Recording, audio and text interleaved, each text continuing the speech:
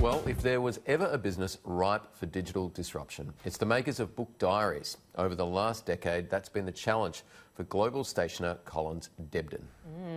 This year, the business, which began in Scotland, turned 200. It's now headquartered in Singapore. CEO Connie Chan was in Sydney this week to explain how a new global craze for journals could breathe new life into the business, which is now seeing growth. Connie Chan, welcome back to Australia on your 200th birthday. Thank you very much. It's not my birthday, by the way. No, I know, really... but I mean, it is Collins Debden.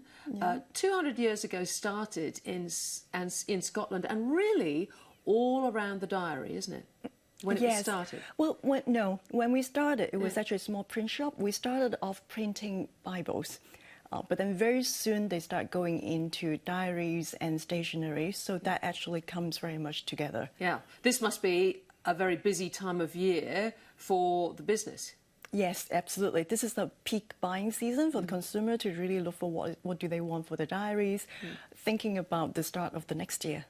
Now, the obvious question is, you'd think that of all the companies that might be disrupted by the digital age, you would be central casting, because diaries have become, you know, digital, haven't they?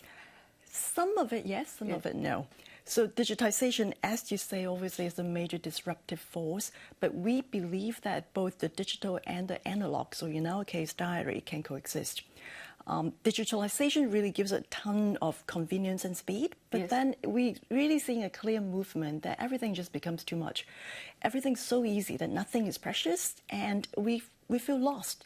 We become disconnected, and this is why now across age groups and categories, there's a movement going back to the paper itself. People want that connection, that touch and feel, and that's really what you get from a diary and a notebook. It's really interesting because I love, I saw a T-shirt which said, "It's not a photograph until it's printed." Right. So and this is the same sort of thing. But does that actually, the sort of feeling that you're talking about, have traction in terms of what's really going on the ground? Actually, it has traction, and we're starting to see it. So if you look to some of our, new design and whatnot, we've gradually gone from focusing more on the tracking of the appointments to when people want to do more journaling. So really about writing things down, what you're feeling, how you're doing. In meetings, they take notes so that they feel better.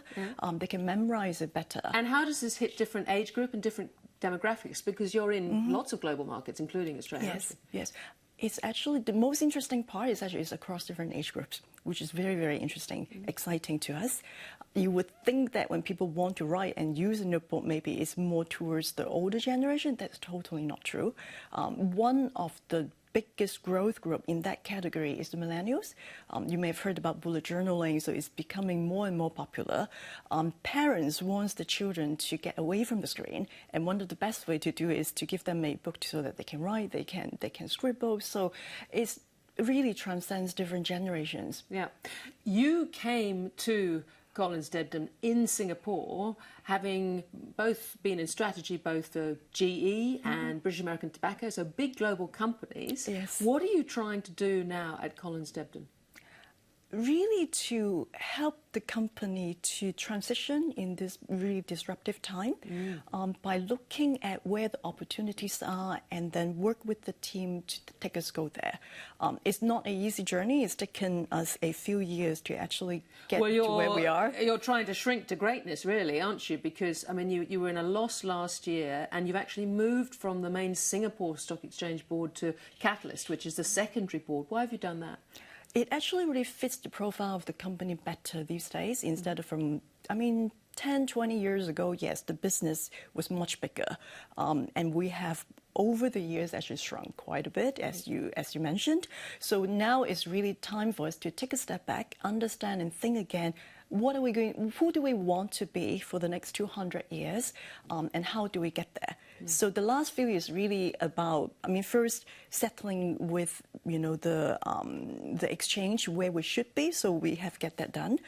And then next is redeveloping the range that meet our customer needs so that we can continue for the next 200 years. And I believe we have actually done that and ready to really go back to growth. Right. Some people would ask, how did Collins Debden become a Singapore company in the first place? Because it's now owned by Nipcraft. Who are the shareholders? So Nippy Craft is the holding company. Yeah. So we're founded in Singapore and we are listed there, as I mentioned.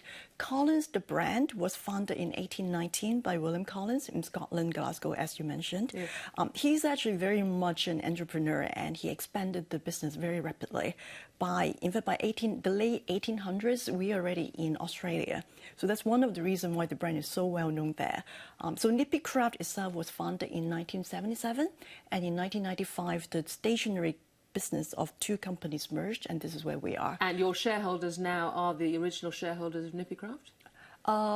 It's publicly listed, yes, so it actually changes over anytime. Okay, so having turned, in the process of turning the company round now, and presumably you're looking to get back into profit at some stage, but you've got the support of your investors, have you, in terms of your strategy? Absolutely. Both the board and my biggest investors have been very, very supportive. So they've given us time, opportunity and investment for us to really explore the new markets, look at revamping, refreshing the brand, the product range, and then now we're ready to basically go back to expand into different markets and do that investment. So where are you looking to, in first instance, to sort of re-enter markets in a major way? Because there are a lot of competitors in this space. There are tons of it. There are tons of them. Yeah. The two biggest new markets that we're looking at is the United States and Japan, because those two really have the biggest concentration of stationery diary user. Yeah. In Japan in particular, is a very premium market. If you look at really premium lifestyle stationery, Japan is really the place to go. And so they love the brand, presumably, and the smell and the feel and the touch. The history, the 200 years, the fact that we come from Scotland, the romance of the whole thing is really all about the experience. And where do you produce all your products? We actually have produced across different vendors in Asia countries. Yeah, yeah.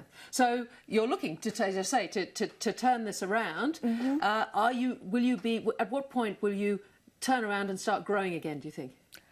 Well, I always hope to grow from now. Yes. So today is a good day. So it's been growing. It's getting better and better, and then I expect to start growing in the next couple of years. Yeah, yeah, and sales this Christmas, obviously, very important. Absolutely, very important. We are starting to really get traction and have our display, and then with all the different new designs putting together and really show customers what it's going to look like, and that has helped our sales. So that's been great. Connie Chan, it's been great to talk. Happy Christmas. Thank you.